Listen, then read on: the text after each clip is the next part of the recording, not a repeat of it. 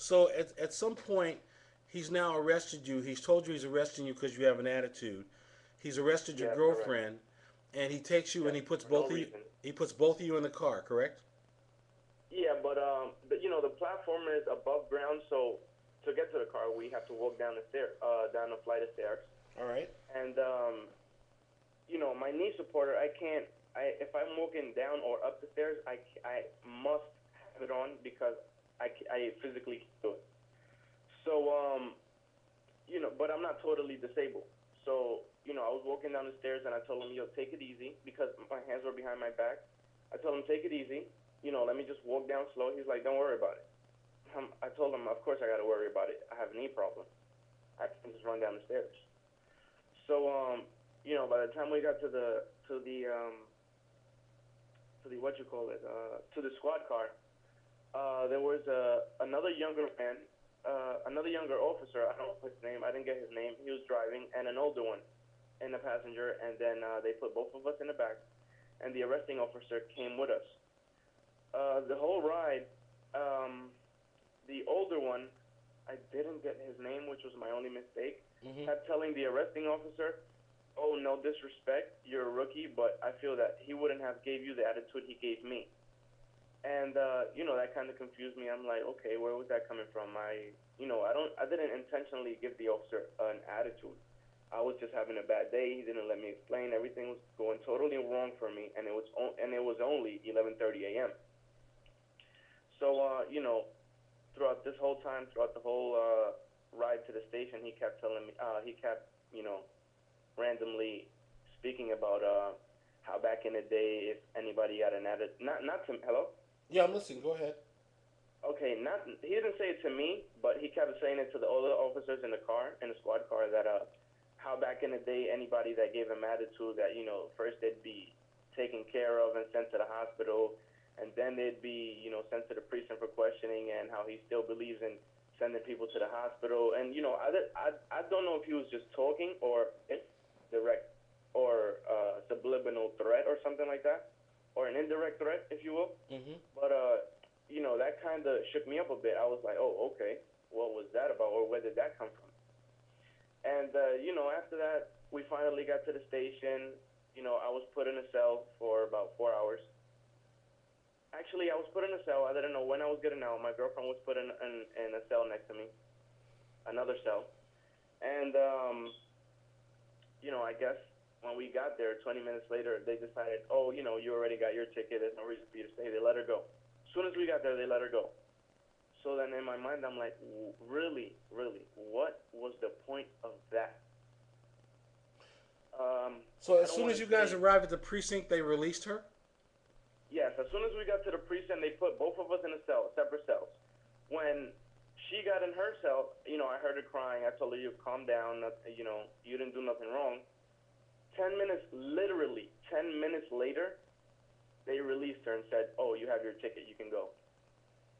But what were they? What was she charged with? I don't know. I really don't know. Okay. The And what ticket, did they the charge ticket. you? What did they charge you with? This is the interesting part. While I was in the cell, when they let her go, I told her, listen, just take a cab home, come back with my mother, and wait for me. So she left. I'm in the cell. I'm asking him, when am I getting out? He said, when I'm done. I'm like, okay, maybe he has to do paperwork. And I'm sitting in a cell, and throughout the whole time that I'm sitting in a cell, I hear this T-Mobile noise. Dee, dee, dee, dee, dee, dee, dee. And I'm thinking, that's not my phone because my girlfriend took my phone.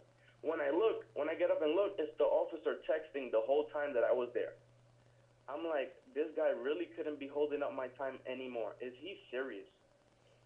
I can almost guarantee you that if I hear the noise again, I can tell you which phone it was and which ringtone it was to the G.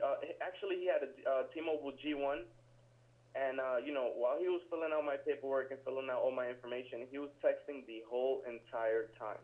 Not only that, he was playing games with his colleagues while, you know, um, how can I say, while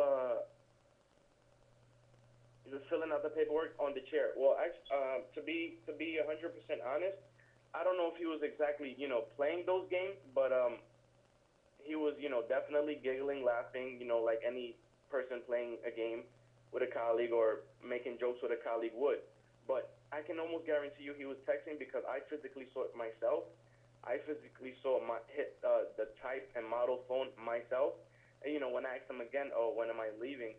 He said, when I'm done. So I'm like, okay, I have no choice but to stay here because obviously he has the upper hand. Obviously he has a badge and I don't. And to the rest of his colleagues, I'm automatically guilty and he's not. So I waited like nothing else to do. And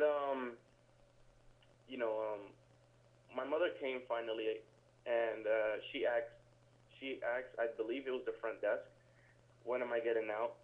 I don't know what they told her, but she told me that they told her she'd have to wait another 3 hours. And I'm like, it really doesn't take paperwork to, be And filled out in and three hold on, hours. let me finish. The most serious charge that you had at this point is that you didn't pay for the fare when you got on the train. Exactly correct. And so now you've been here several hours, and he's still texting and playing games on his phone. Yes. Well, I don't know if he was playing games, but he was definitely texting because when you send a text, nothing. But there's no noise, so, in most cases. But when you receive a text, there's definitely a ringtone to alert you that you have a text. And that ringtone I heard so much that it annoyed me. You could literally, did you hear it? How many? Give me how many times you think you heard it? Maybe about, oh my God, maybe about anywhere from 9 to 12 times. Okay. And when did you finally get released? And did they ever tell you what your charges were? I Let me see. Well, once, let me see. When my mother got there, he told her. I mean, he went out to speak to her. I don't know what was said. He came back in. He said, "Listen, your mother's here." I'm like, "Okay, are you gonna release me now?" He said, "No, you gotta wait till I'm done." So I'm like, "So then, really, what was the point of telling me my mother's here? If I still have to wait." So 2, 3, 4 hours pass, and he finally takes me out, fingerprints me, takes my photo, makes me take off my belt and my shoes for no apparent reason, and puts me back in the cell. Maybe about another hour passed, and then that's when he takes me out. He says, "Listen, sign this." I look at it and it says I'm being charged with, in a few numbers. I actually have the paper. I can read you the numbers if you need that. And it says I'm being charged with 165, so on and so on. I don't know what that means. So I asked him, "What am I being charged with?" He's like, "Just sign the paper. You have to appear in court.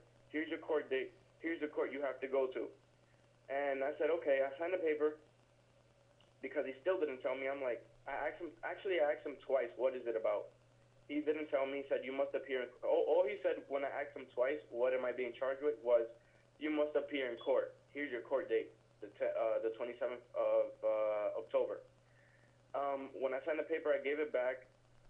I sat down I'd say about 20 minutes, not half an hour. 20 minutes later, he opened the cell. He said, "Get your belongings, get your belt, get your shoes. You're going to be released." So I'm like, "Okay." I put on my stuff. He said, "Come with me." We walked to the front desk, and at that time he just said, "Have your hands behind your back." So okay, I did that. When I got to the front, I'm expecting her to tell me what am I being charged with. She looked at the paper and said, "You must appear in court." So then that's when I left. After that, that was it. That was the end of the day. Till this day, I look at this paper. I don't know what I'm being charged with. I don't know what my fine is. I didn't get the ticket, yet I spent, I had the worst experience that day. I got you. And I got you. Hold apparently, on. for Let me no let me reason let me at all. let me stop you there.